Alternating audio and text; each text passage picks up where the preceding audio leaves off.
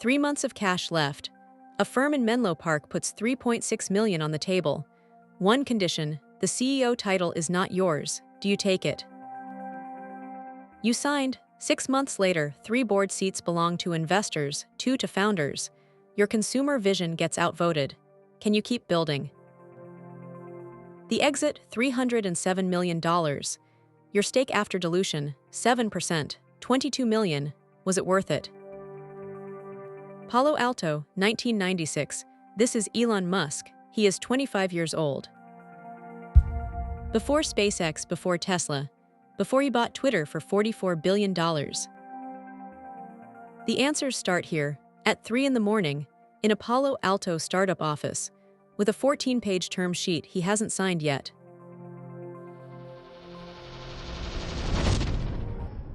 Previously on Elon, First Principles, Elon and Kimball had just dropped out of Stanford after 2 days. They were sleeping on an office floor in Palo Alto, eating on $1 a day. The product was called Zip2, an online map and business directory. Elon had coded the entire thing himself. It was working, but the cash was almost gone. 3 months of runway, maybe 4.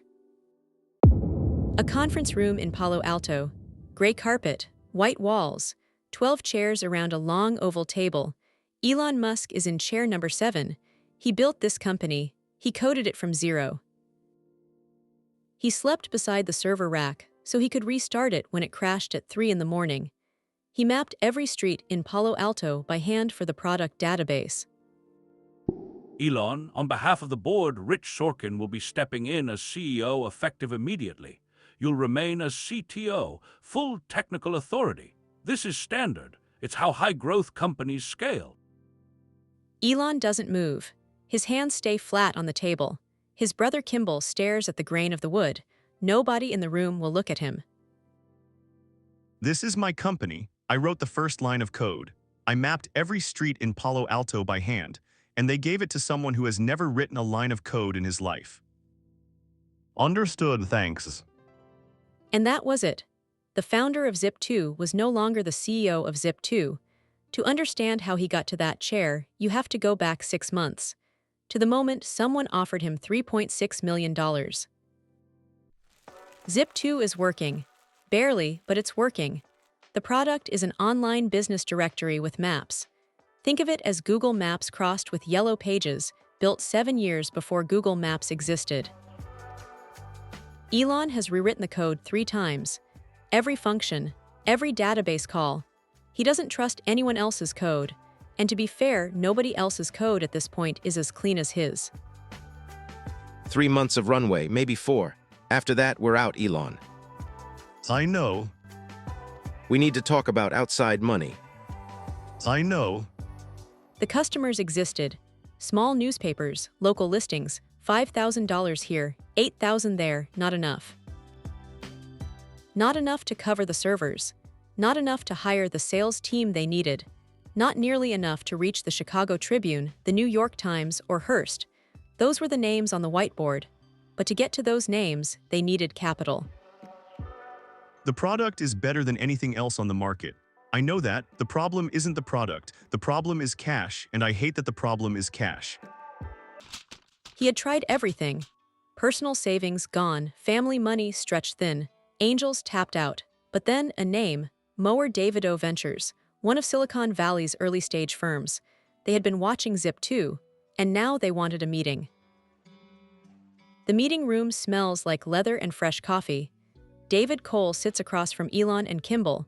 He's in his 40s, silver cufflinks, a silk tie, the kind of man who has done this exact meeting 200 times. We like what you've built. The mapping technology is smart. The architecture is solid. You're early, but you're early to the right thing. We want to put $3.6 million into Zip2. $3.6 million. For 2 brothers sleeping on the floor of a startup office, spending $1 a day on food, $3.6 million sounded like a different universe. What are the terms? We'll take a majority stake. We'll also want to bring in professional management, someone with experience scaling enterprise sales. You'd stay on as CTO, full technical authority. Your brother stays in the business. But the CEO chair, that would be our hire. Majority stake means I own less than half. Less than half means I don't control the board. If I don't control the board, I don't control the direction. If I don't control the direction, this isn't my company anymore. It's theirs. He didn't say yes in the meeting, he didn't say no. He took the term sheet home, well, back to the office. The office was home. The term sheet was 14 pages long. Most founders skim it. Elon read every line. Twice. 3.6 million, Elon, that changes everything. We can hire a real sales team, get real servers, actually go after the Tribune, the Times. It changes everything. That's exactly what I'm afraid of. Look at Section 4, board composition. They get 3 seats. We get 2. Every time there's a disagreement, they win. But there won't be disagreements. They believe in the product. They believe in the revenue model. They want us selling directory listings to newspapers. B2B enterprise contracts, predictable revenue. That's not what I built this for. Then what did you build it for? I built it so anyone with an internet connection could type in an address and see a map, find a restaurant, get directions, see the world laid out in front of them. Consumer-facing, millions of users, free. This should be what the internet does for everyone, not what 12 newspaper ad departments pay for. Here's what nobody explains to you at 25. The money isn't free. Venture capital is the most expensive money you will ever take because it doesn't just cost you equity, it costs you power. Every percentage point you give away is a vote you will never get back, and Elon was about to give away more than half. 3 in the morning, Kimball is asleep on the couch. Elon is awake, not coding, just sitting, the term sheet in front of him, a pen beside it. He has been running the same calculation for 6 hours. Option 1, don't take the money, keep 100% ownership, keep the CEO title, but run out of cash in 3 months, lay everyone off, the company dies mine. Option 2, take the money, lose the majority, lose the title, but the company survives, grows, I'm still CTO, I still build the product. And maybe I can steer it from inside. Option 3 doesn't exist. There is no version where they give me 3.6 million and let me keep control. That's not how this works. This is the moment, and I want you to sit with it for a second, because you've had a version of this moment in your own life. Maybe not with millions of dollars, maybe it was smaller. A job offer that paid more but moved you further from your vision. A partnership where you traded control for stability. A deal where someone else had the checkbook and you needed it. The math is always the same. You can have the money, or you can have the power. Almost never both. He picked up the pen. I'll remember this feeling, I'll remember what it costs, and I will never let anyone take my company from me again. He signed. Mower Davido Ventures wired $3.6 million into the Zip2 account. Elon Musk was no longer the majority owner of his own company. He was 25 years old. The money worked. Within months, Zip2 had a real sales team, real servers. The Chicago Tribune signed, then the New York Times, then Hearst. Zip2's product was running inside newspapers across the United States. The Chicago Tribune, the New York Times, Hearst. Millions of readers, without knowing it, were navigating their cities through software Elon Musk had written on the floor of a Palo Alto startup. Elon, good morning. I've reviewed your proposal for the consumer portal. It's ambitious. I respect the thinking. But I've spoken with the board. We're staying focused on the B2B pipeline. That's where the revenue is. That's what the investors need to see. The consumer product is the future. The B2B model is a ceiling. We're building something millions of people could use directly, and we're choosing to sell it to 12 newspaper companies instead. Those 12 newspaper companies are paying us 7 figures each. That's not a ceiling. That's a business. He's not wrong about the revenue, he's wrong about everything else. Elon wanted Zip2 to become a consumer-facing product. Type in your city, find a restaurant, get directions. Sound familiar? That's exactly what Google Maps became. In February 2005, 9 years later, Elon saw it in 1996. The board said no. I'm asking the board to consider a pivot. We have the mapping infrastructure, we have the data. If we build a consumer layer on top, we become the front door to the internet for local search. Elon, we appreciate the product vision. We always have. But the growth metrics on the enterprise side are exceptional.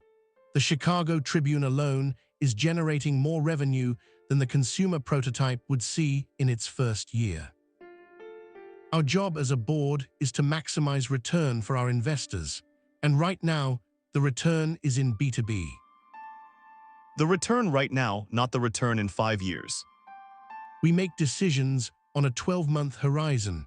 That's the timeline our investors operate on. 12 months, they're optimizing for 12 months. I'm thinking about what the internet looks like in 10 years. And I cannot make them see it because I gave away the votes. The board voted. The consumer pivot was rejected. Zip2 would remain a B2B company.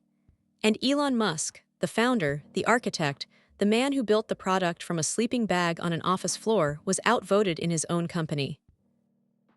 This is what it feels like. You build the thing, you know what it should become, and you sit in a room while other people tell you what your creation is allowed to be. So what do? I finish what I started, I make the best product I can with what they'll let me build. And the next company I start, I never let this happen again. Here's what this episode is really about. Not a bad deal, not a villain. The VCs weren't evil. The new CEO wasn't incompetent. The company grew. It made money. It landed the Times and the Tribune. By every normal metric, it succeeded. But Elon learned something at 25 that most founders never learn until it's too late. Equity is not just ownership. Equity is power. When you own 51%, you decide. When you own 49%, you suggest. That 1 percentage point is the difference between building what you believe in and building what someone else approves. Every percentage point you give away is a vote against your own future. Write that down. And here's the thing, you might not be raising venture capital, but you have probably taken a version of this deal. A partnership where the other person has the checkbook. A job where someone else decides what you build. The question Elon faced at 25 is universal. How much of your future are you willing to let someone else steer? Because the money always comes with a contract, and the contract always has a Section 4. If this is clicking for you, follow Budget Sketch. Next episode, what he actually walked away with and the bet he made with it, you won't want to miss that. Zip2 kept growing. More newspapers, more contracts, more revenue. The product Elon had built was running inside newspapers across the United States, the Chicago Tribune, the New York Times, Hearst. And eventually, someone noticed. Not a competitor, a buyer. Compaq Computer Corporation, one of the largest tech companies in the world in 1999. They wanted Zip2, and in February of 1999, they made an offer. $307 million. Cash. For a company Elon started with his brother, a few $1,000s, and a sleeping bag on an office floor. $307 million.